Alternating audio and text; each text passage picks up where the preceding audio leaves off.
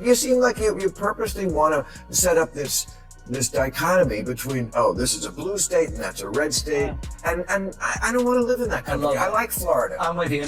Bill Maher questioned Gavin Newsom on his show Real Time with Bill Maher, covering several topics, with the DEI debate standing out the most. A lot of people expect that Newsom, who appeared as Maher's guest, might run for president in the next election. That idea is widely discussed. At the same time, even with his independent views, Maher is still clearly connected to the Democratic Party, and it seems he believes Newsom could have a strong shot at winning the Democratic primary. In this clip, Maher puts Newsom in a challenging position on different issues, including DEI, likely because he wants the Democrats to succeed and hopes the most capable candidate rises to the top. Now, take a closer look at this moment where Gavin Newsom faces tough questions from Bill Maher on Real Time with Bill Maher. Be good at the job. Not this year, we know. No, I know. But he said, I don't think he could win. I don't think he could win. He's too progressive coming from this state and what he's done in this state to win in any southern state, any red state. I disagreed, but this is a progressive African-American owned station, and I'm sure they like you, but doesn't think you could win. What do you say to that if you could win look at the swing states, there's only 8 of them. Right. Well, I mean, California's an interesting case study, isn't it? It's the size of 21 state populations combined. Yeah. 2/3 of the state is very deeply red. We don't need to be lectured on rural politics or border issues. I mean, in so many ways, these are familiar issues, and the issues of the heartland of the United States are very much a part and parcel of the work we're doing in this state. But look, I understand this notion that you're from the coast, you don't understand those things, you can't talk the language, you're not able to communicate, you're not able to actually encourage and find that common ground. It's stuff like there's a new law in this. I think we have way too many regulations and laws, as we've talked about, and this one I think says if you're a department store with over 500 employees, you have to have a gender-neutral toy department. Yeah. Stuff like that. Yeah, I get it. So you think that's silly? You think that's a silly thing that we too much government there? That's an interesting one because he doesn't see anything strange about it, so he quickly shifts into full political mode.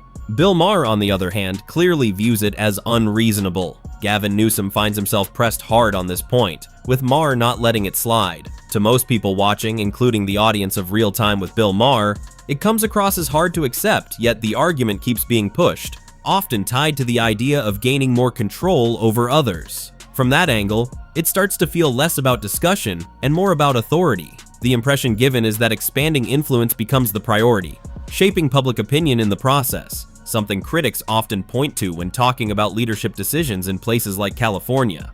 Newsom, however, doesn't treat the situation as unusual, and Maher openly questions that stance. Still, there are people who agree with it, even if others strongly disagree and find the reasoning unconvincing. The department stores came to us supporting that, and they're the ones making a case for that. They're already moving in that direction. Wanted you to make a law about them? Well, but they've supported the legislation. It wasn't legislation that was enacted, that was initiated from my office, but it was legislation that came up with interesting support from the industry itself. But I understand how that's exploited, and good people can disagree. But that's not something we woke up and said, this is a top priority for the state, when we know the top priorities are homelessness, housing, the issues of crime, quality of life, and issues related to regulation and taxes, which are all top of mind. But I get how those things are. All right. So, well, I got you here, because I live here and I'm not going anywhere. Well, I just want to make this a better state like everybody else. Man. And good job this year making it rain. You're welcome. That was my legislative priority. It was looking bad there for a while, and we still don't have enough water in the Colorado River and all this stuff. Yeah. And then whenever I read, 80% of the water goes to agriculture.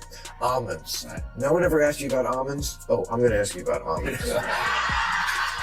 We grow a boatload of almonds. I'm well aware.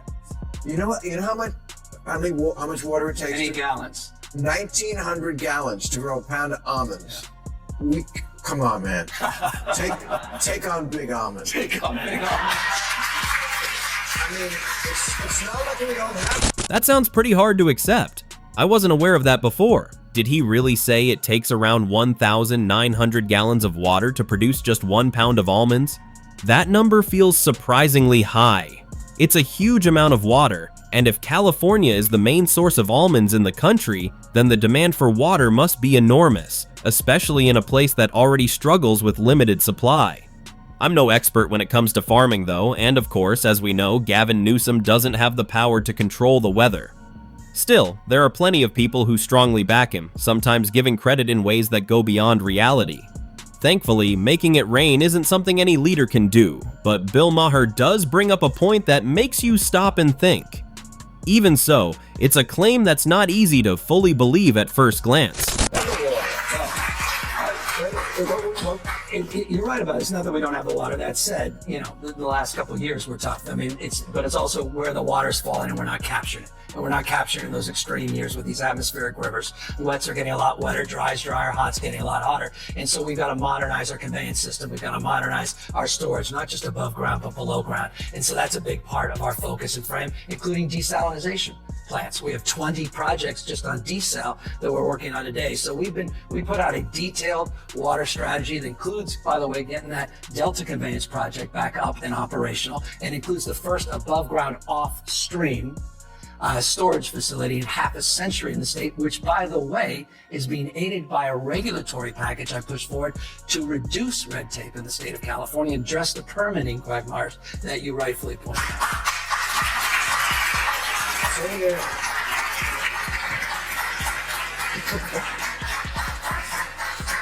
You're good at this. Well, I'm telling you, you're good at this job.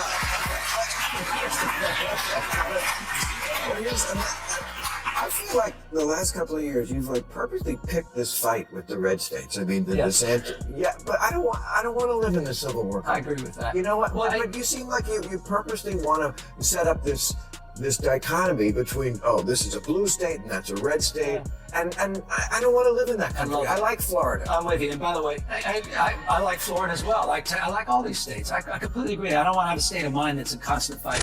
You can see it clearly. Did you catch how uneasy Gavin Newsom looked in that moment? When Bill Maher challenged him directly, he started shifting in his seat, trying to stay composed. Honestly, moments like that are part of why I've paid so much attention over the past couple of years. Maher has a way of stepping outside the usual talking points and actually engaging people face to face, which makes those exchanges feel more real. What stands out is his willingness to address tough issues head on.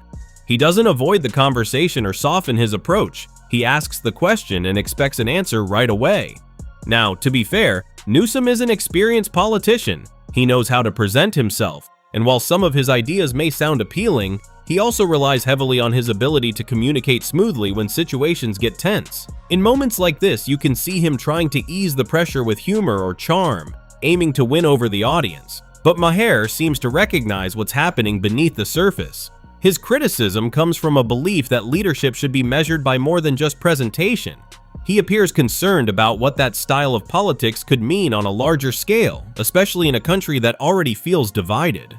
When influence grows without balance, it can deepen existing disagreements rather than resolve them. That divide between different sides has started to feel almost like a competition, where each group treats politics like a game they need to win. Sometimes one side does it more openly, and other times the other side responds in kind. It turns into us versus them, where people defend positions simply because they belong to their group, not because they fully believe in every idea behind it. That kind of thinking can make meaningful discussion harder. In reality, most people aren't that extreme. They don't agree with everything from one side or reject everything from the other. The problem is that the environment encourages that kind of behavior, as if choosing a side means accepting everything that comes with it. It creates distance between people who might actually agree on more than they realize. What really matters is finding ways to work together, even when opinions differ. It may sound overly hopeful, but the goal should be a system where disagreement doesn't stop progress. Different perspectives can still lead to shared solutions if there's a willingness to listen. And moments like this, where tough questions are asked openly, at least bring those tensions into the spotlight. We've gone through so much, we've been polarized and traumatized. It's been a tough 5-6 years across the globe, not just in this country. That said, I'm not going to sit back and watch. You made the point just a moment ago in your monologue. You got folks out there trying to bring us back to a pre-1960s world.